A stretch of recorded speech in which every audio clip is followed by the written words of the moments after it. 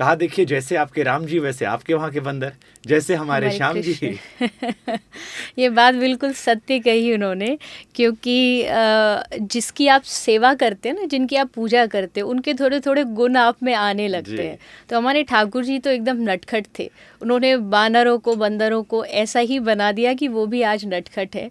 और आपने बहुत अच्छी बात कही, और आपको शायद पता होगा ये जो राम और श्याम वाली जो लड़ाई है ना, ये बहुत दिनों से चलती आई, प्रेम की, इसमें कोई ईर्ष्या भाव नहीं है, जेलसी नहीं।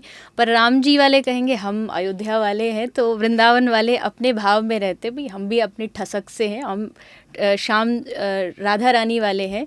तो एक बहुत सुंदर बात कहते हैं, मैं कथा में भी बोलती हूँ कि राम कृष्ण दो एक हैं, अंतर नहीं निमेष, इनके नयन गंभीर हैं और इनके चपल विशेष। वाह।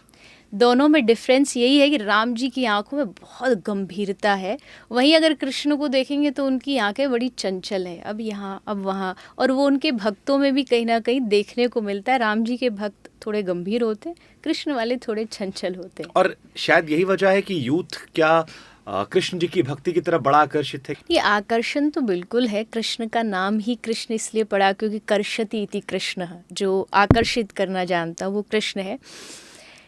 एक बात जो आपने कही, मुझे लगता है कि सब लोगों का ये एक फिलॉसफी लोगों ने बना ली है, एक धारणा बना ली है कि बचपन खेल कूद पढ़ाई, फिर बुढ़ापा मतलब भजन, ईश्वर को समर्पित। लेकिन ये हमारा कोई भी शास्त्र इस बात की सहमति नहीं देता है, उसको अग्री नहीं करता।